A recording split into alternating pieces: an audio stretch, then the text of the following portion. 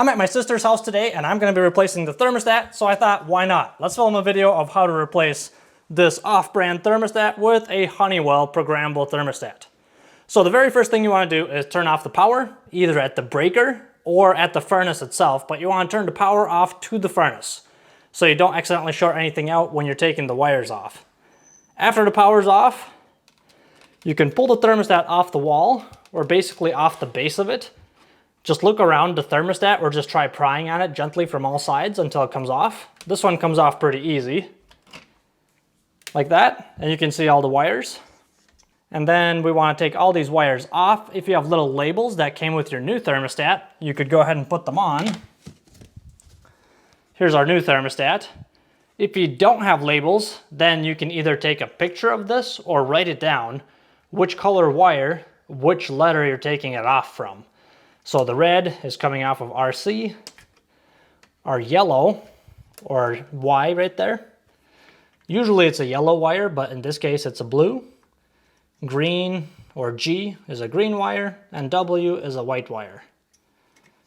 So we're going to want to take all these and put them in the same spot on the new thermostat as well. So the first thing we want to do is take all these wires off, and then take this old base off as well.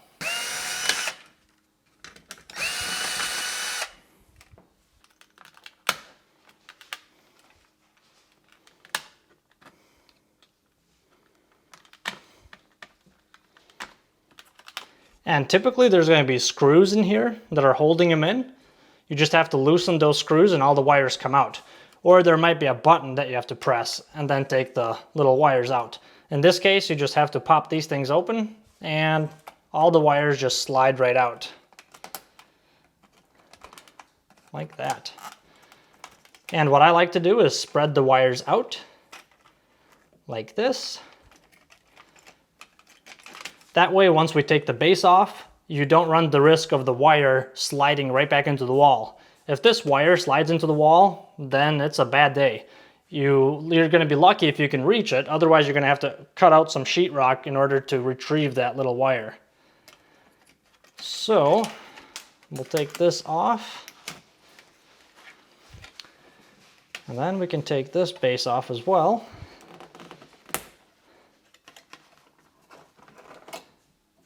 And here's our new thermostat, the one that we're going to be putting in.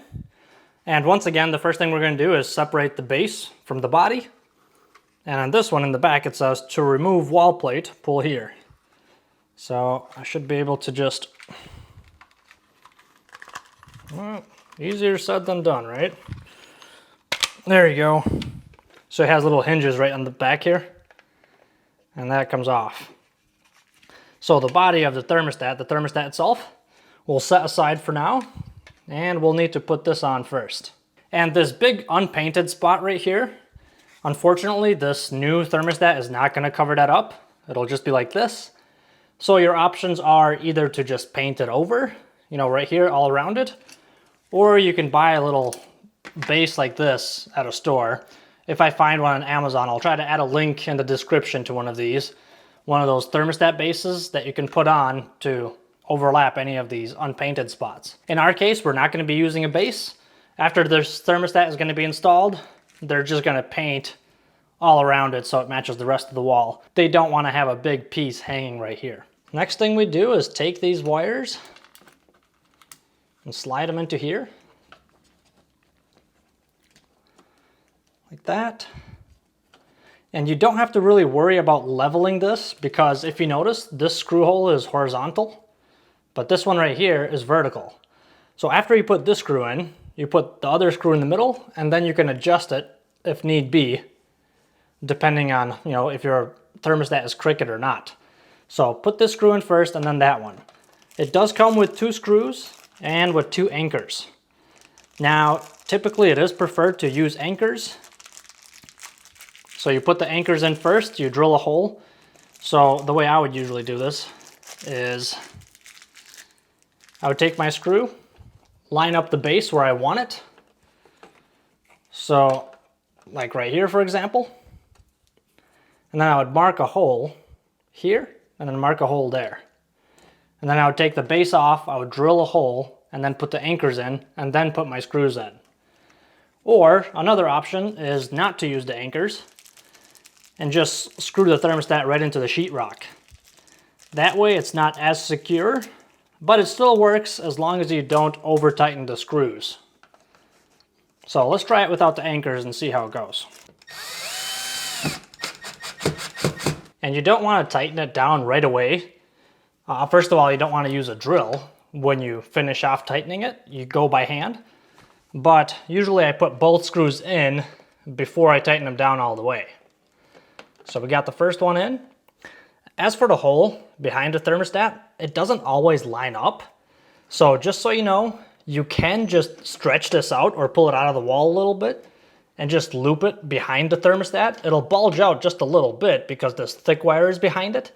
But if you need to, you could pull this out a little further and just kind of cram it in under the thermostat, or even cut out a little bit of the sheetrock so it fits better.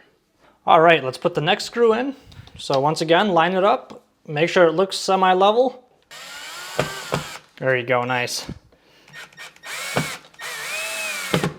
I'm gonna finish it off by hand because like I said previously, you don't want to over tighten it. Let's see, yes.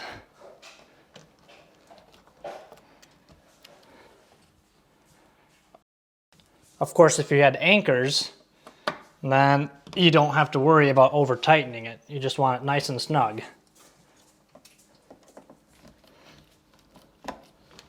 I didn't have my drill bits handy, so I didn't do the anchors.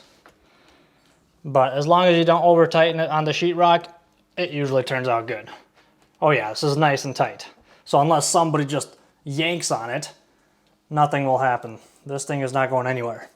So we got our 4 wires that you hopefully labeled or took a picture of. I've done this many times, so I just remember.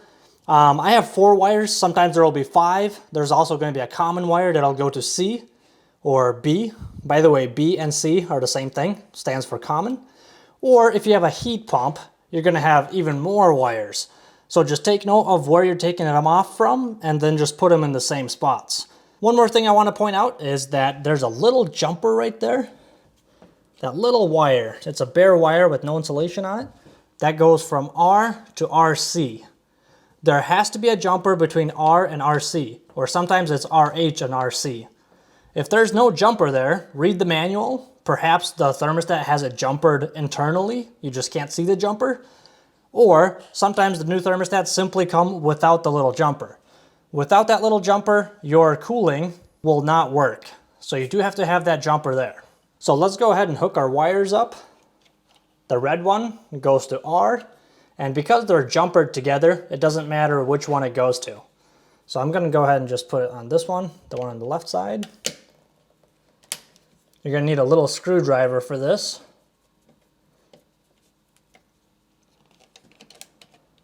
Unless your new thermostat has little push buttons. That makes it easier. You just stick it in and push on the button. Make sure it's nice and snug. I like to give it just a little tug. Make sure it doesn't come out.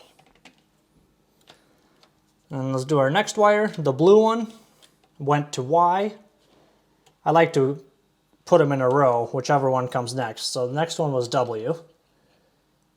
So let's go ahead and put W in.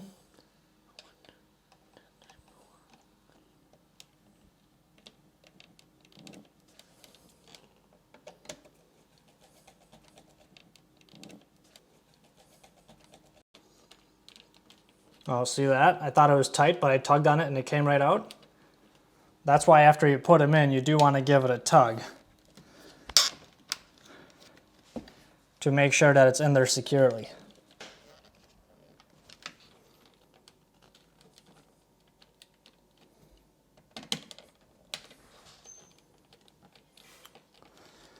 There you go, all done. So once you have your wiring done, you can go ahead and put the thermostat on the wall plate. Now, if your thermostat has batteries, usually it'll come with batteries. This one did not come with batteries, but you do have to put the batteries in if there's no common wire before the thermostat will work. Also, if you have a heat pump and you had a lot more wires than just 4 or 5, then don't forget to switch this little switch over to heat pump. Some thermostats will have this switch, so just keep an eye out for it.